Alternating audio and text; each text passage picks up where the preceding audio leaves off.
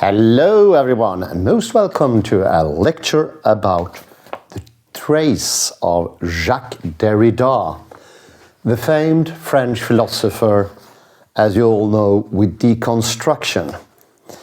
He is also well known to be one of the more equivalent post-structuralists. Today we're going to compare Jacques Derrida with nothing less than entanglement from the quantum field. And one author who really sort of dig deeply into this subject to compare the philosophical strain of Jacques Derrida and the important lessons we learn from quantum mechanics is Arkady Plotnitsky. Plotnitsky, I had to say, actually one of the very first ones that I read many years ago when I took an interest into quantum mechanics. This is actually how I strayed into Jacques Derrida and deconstruction. It was a segue through quantum mechanics. So Arkady Plotnitsky, I would say he shows relationships or parallel between philosophical thinking or deconstructionist thinking of Jacques Derrida, but also Georges Bataille, another French philosopher of fame.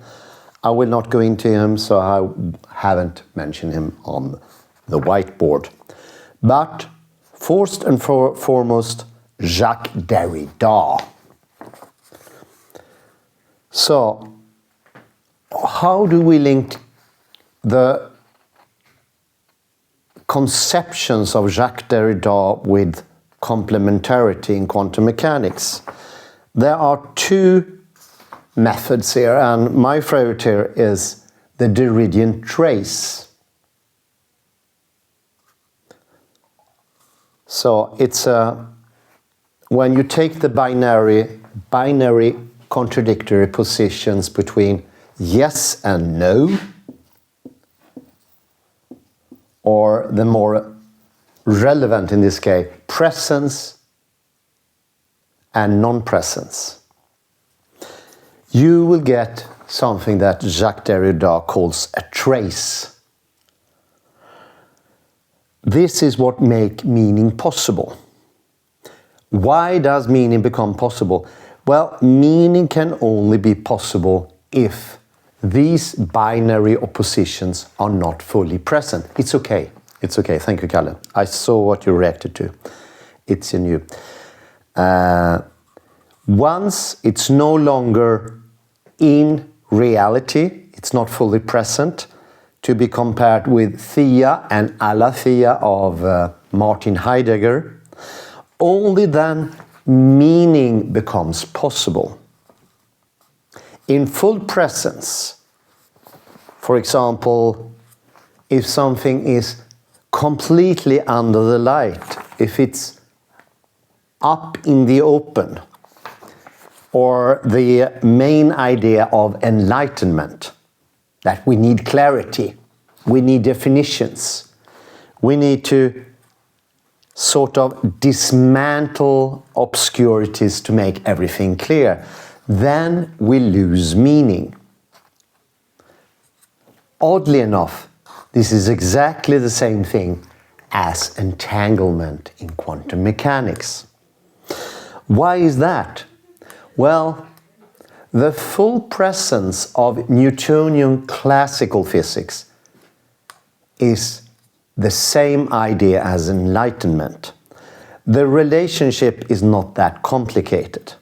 Enlightenment was sort of nurtured by Newtonian classical physics. So still lingers the idea or the conception of full presence. I am here. Or things needs to come out into clarity, under the light, not to be covered somewhere, not to be implicit. In Newtonian physics, every point in the orthogonal perpendicular system is clear, absolute clearness. We know the position in x, y, z. And we will also know in the expanded example that you find in Principia where it is on the timeline.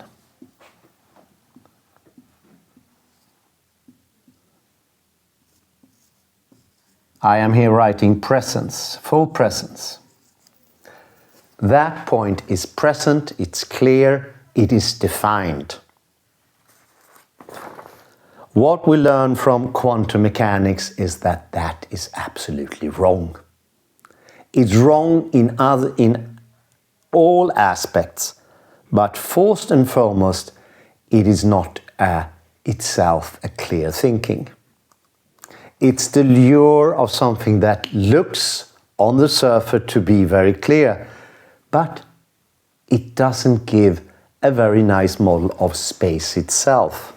It's not a model at all.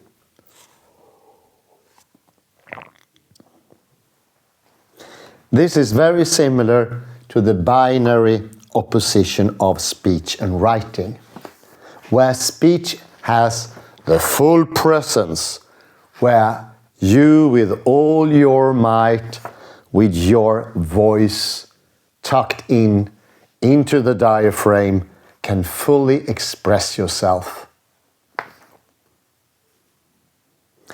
This is embodiment of presence, of the logocentric idea that once everything has come up in the open and you define something, all clarity is possible. But as we so often have shown in the Newtonian mechanics, clarity does not come, rather obscurity, the twin brother of clarity. This is what usually is mentioned as complementarity. Complementarity is a completely different take on reality in all fields. It does not isolate itself only within quantum mechanics. I would say it's even more important when it comes to thinking. It's very important when it comes to the search for knowledge. Because if you look for clarity, looking for the original, looking for the absolute source of something, you will not find the truth. You will not have meaning. You will actually lose language completely. It's a little bit like you have a wall. I imagine you are an archaeologist and you find this wall in Pompeii and you say to yourself, I want to make this wall even clearer. I want to remove all residue of dust and clay. So I clear it. I use a little brush and I maybe have a small sharp instrument to take away all inclarities. And I continue and I continue. And in the end, what happens? I remove the whole wall, or it falls together, it crumbles. My search for isolation of the precious original object, that is the wall, will take away the wall. A very important lesson. Logocentrism is actually diffusing clarity. It is taking away meaning from language. So language stops to mean anything. If you want to study this even more so, I recommend Limited Incorporated by Jacques Derrida, where he actually deconstructs the Searlean idea, that is the American philosopher John Searle, who sort of worshipped the clarity. And Jacques Derrida shows in that book, Limited Incorporated, the worship is actually of inclarity, and that John Searle does not understand language itself. So, in between yes and no, in between presence and non-presence, absence, in between truth and falsity, there you find the trace. The same holds for entanglement. In between position, this is position, and not being posited at some certain point. In parenthesis, that is of course Werner Heisenberg's uncertainty principle. So the uncertainty principle and this trace do have consistent, clear parallels. This is what makes Arkady Plotnitsky's writing so immensely interesting. Isn't that amazing? There is a clear link between Jacques Derrida and quantum mechanics. Because in quantum mechanics, entanglement replaces the obtuse and diffuse idea of full presence, logocentric presence. And the most interesting thing, as I find it, is this holds true for the entirety of the universe. Because we are talking not a local, limited reality like in this example, where you sort of take something out and you call that presence, and you call the other things non-presence or absence, which holds for both time and space. You have already defined presence as being non-presence. There is a clear dependency there. So in this example, what builds presence is actually absence. It infects the presence. The same infectious disease that you have in Newtonian classical models. You think you are gaining clarity when you're actually cutting off the very branch you're sitting on. You lose out in the end. This clarity, this definition, this categorization actually makes things much, much unclearer. So the call for clarity is not longer presence in the Newtonian physics. Instead, we have complementarity. What is complementarity?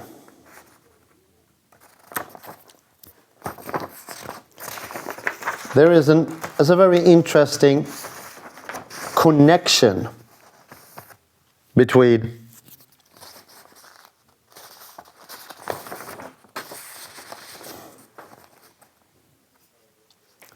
absence, non-absence, presence, non-presence, truth, non-truth, falsity, non-falsity. Do you get my drift? We seem to be working in contradictions, but for some mad reason we don't make a difference here.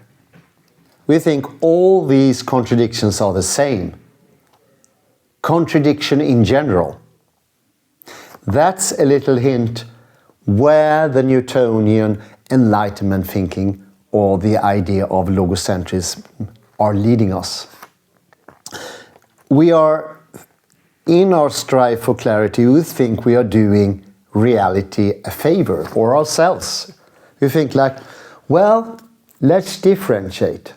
But we don't do that. Instead, we clump things together. It's a bit like having an orchard and you put apples, pears, oranges, whatever you find in the same basket. This is what you're doing, and you call them fruit. A sort of categorization that doesn't make any sense. And the categorization is coming from the model. And the model itself is actually proving that you are right. It's a circular reasoning where you prove the things that you already posited.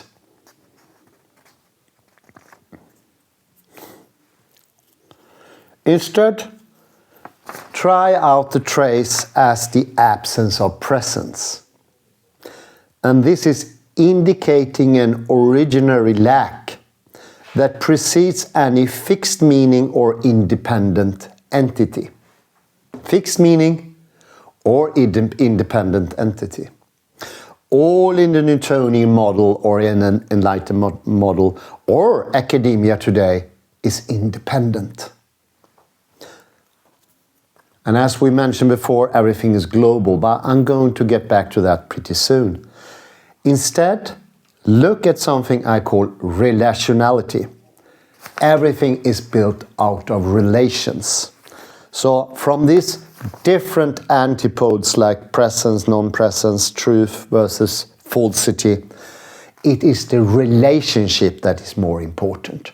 And every relationship is unique. There's no such thing as contradiction in general. Taste that. All these contradictions are very dissimilar. What is the opposite of a pear? Would it be an apple or would it be a banana? Or would it be truth? Actually, look at the logical system instituted or rather verbalized by Aristotle. According to Aristotle, the negation of banana could actually be truth. Everything that is not a banana is thereby true. This is incredibly problematic. We have dealt with this before in something that is called intuitionistic mathematics or constructive mathematics. How mathematics is actually destroyed from within because we are relying on an intuition that leads us wrong. An intuition that we are today sharing too much with so many people. I mentioned this before. When we are like in this global village that Marshall McLuhan would call it, in this global village, it's so much easier to get the same intuition as everybody else. We are, everyone, in close connection through the internet, through TV, newspaper, magazines, radio, communication from mobile, cellular phones, and so on. This leads to something that is the absolute opposite of uniqueness. It leads to the idea that we are sharing this thing somehow. But this is a private language thing. It does not withhold within reality. So the very idea that we are sharing something is actually wrong. We can only get that by actually participating with each other. If we do not find that participation, we do not find meaning.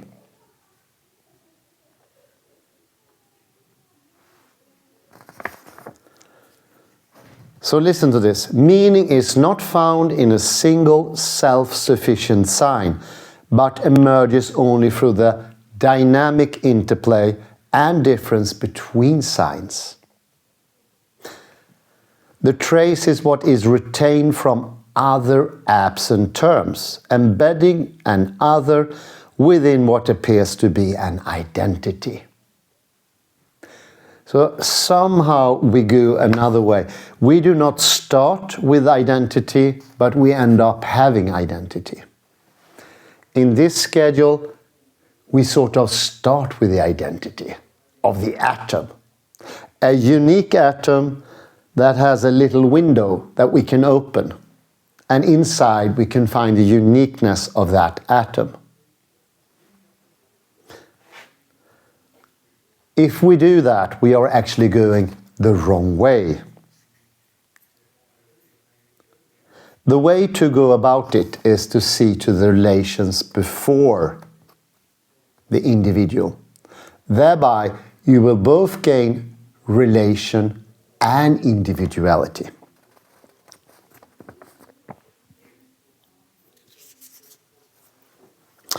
Sometimes Jacques Derrida calls this trace arch writing.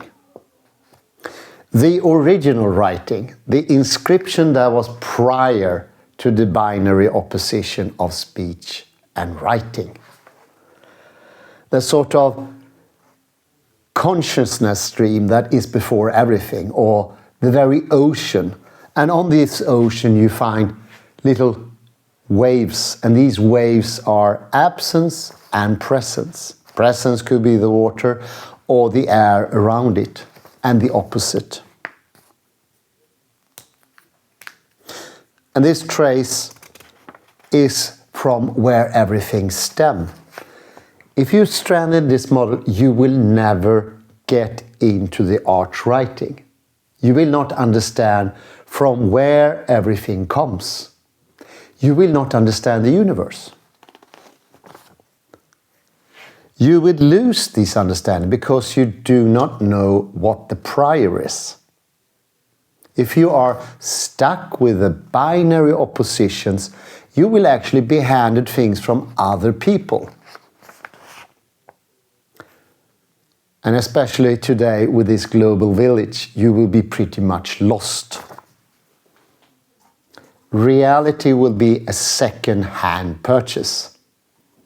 And we all know what we say with second-hand purchase, they're full of holes. They won't last you, and they're not designed for you. So this is the modern lack of individuality. Isn't that interesting? We will lose individuality if we do this thinking mistake of looking for individuality first. Because before relata, there is relation.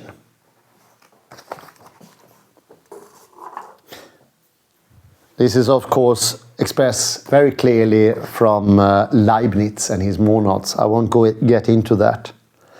But it is a sort of a deconstruction how we lose out on reality. We get stuck in binary oppositions. We try to cling to one part of the binary opposition, and thereby we obscure the understanding that all binary oppositions are different. And therefore, we start sawing off the very branch we are sitting on or standing on. That is language itself.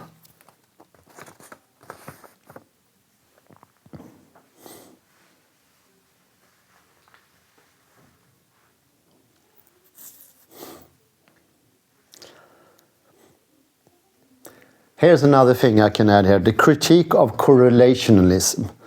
Some posthumanist interpretations, such as those by Deborah Goldgarber, argue that deconstruction exposes an entanglement of thinking, correlation and reality. What is that pointing to? To add a fourth term here, this is something called relationalism.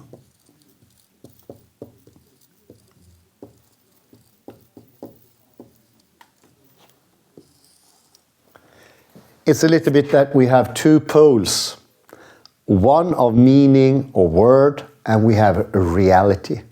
And they are completely disjunct from each other. There is a chiasm in between them. This is actually the condition we find in modern language theory. This is Noam Chomsky. This is, I would say, very much the Anglo-Saxon philosophy, or what everyday man thinks. Reality is long away from there, and here we have the concepts. And when the makers of conceptions, that is me, the observer, or the subject dies off, reality would linger on somehow. Without descriptions, without binary oppositions, reality will still be there. I think recently there was a video I saw by Sabine Hossenfelder, and she really claimed, yes, there is a reality out there, and that reality will linger on long after human beings gone. She do not look into entanglement. This is a mix between quantum mechanics and classical physics. It leads us to think that you can actually cut one thing off and ignore the dependencies.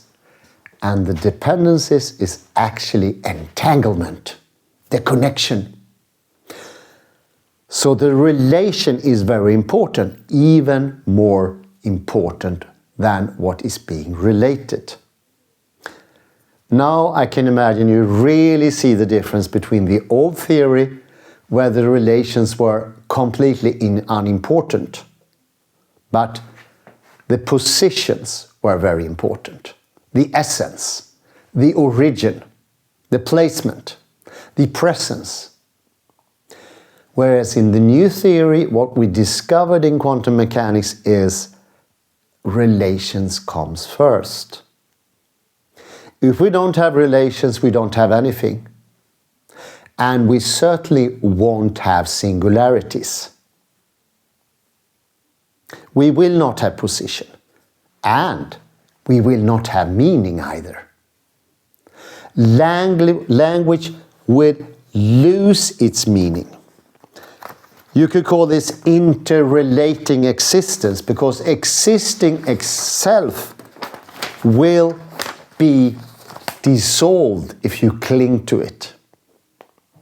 This clinging is a misunderstanding of how language actually work. It's a misunderstanding of yourself as well. So your inner life will also come into danger of being loosened up, coming onto fragility, cracking up.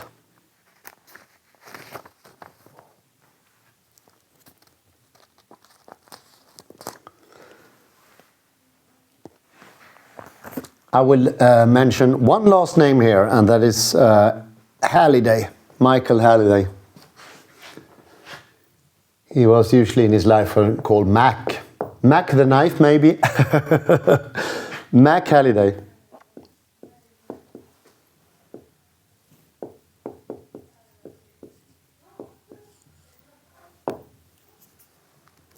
In his functional linguistics, he shows that our grammar has changed radically, and we now have a metaphor within our grammar.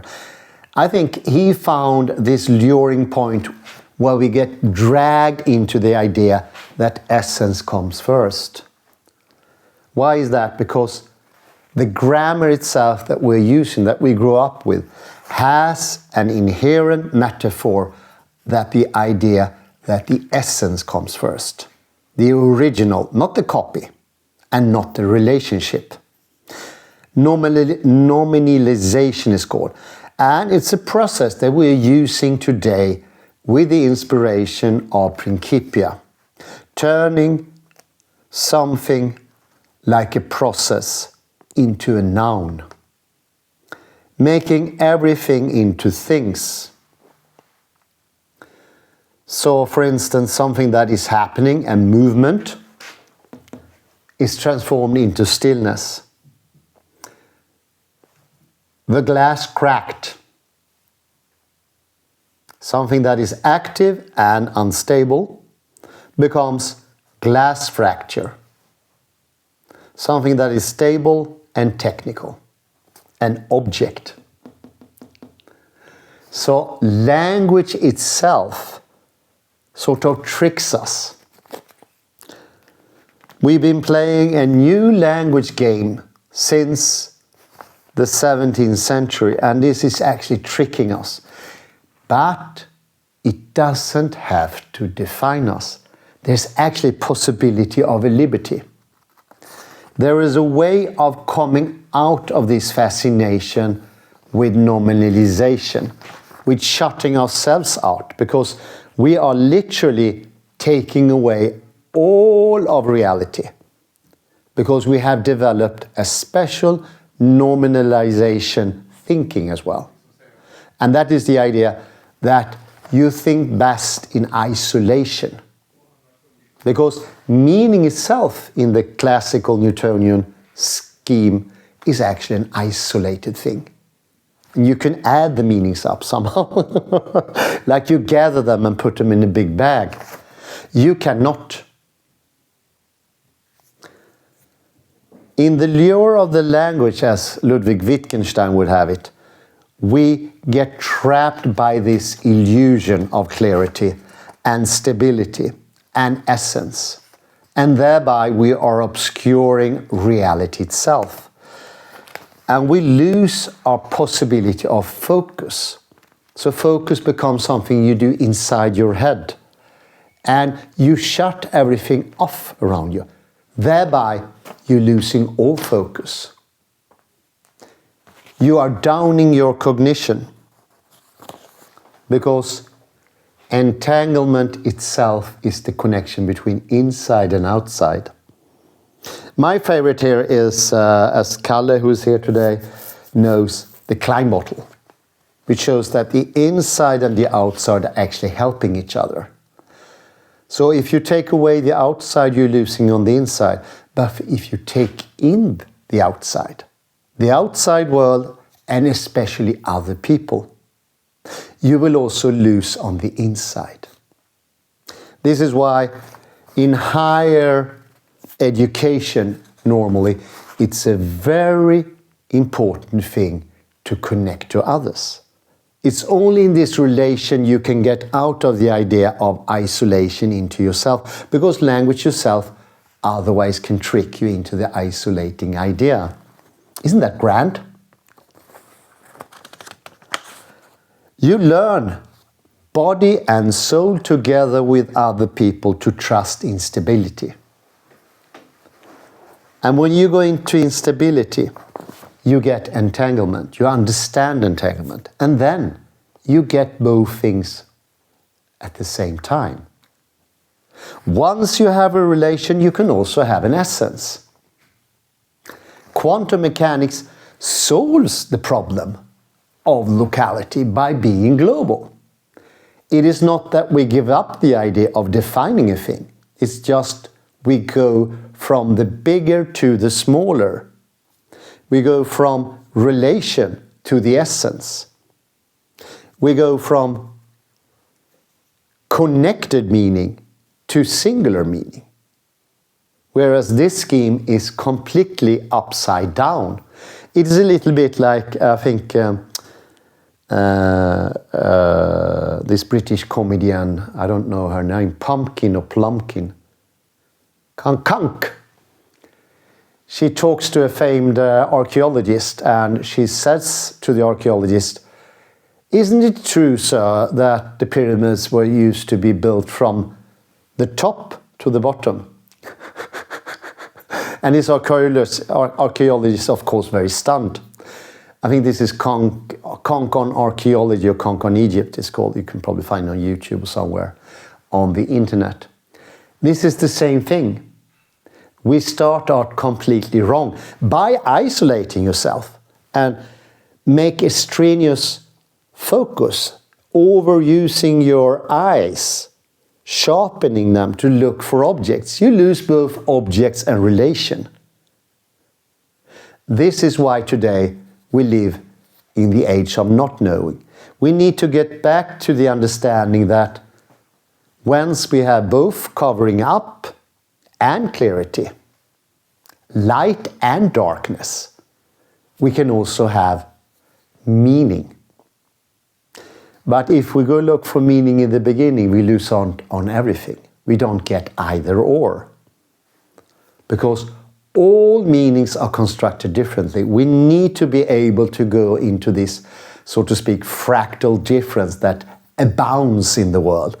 The world in itself is an enormity, an abundance of differences that this thing obscures completely. And the more you get into, the more you lose out on the abundance, the happiness, the humor, the contradictions. because this is actually quite fun as well, whereas this is immensely boring. Why is it boring?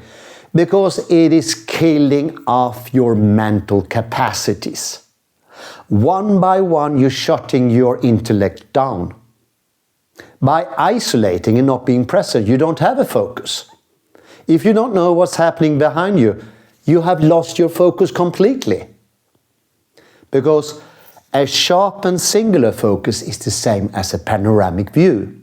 The only way to lose focus is to go into the details. Because then you lose detail and the panorama.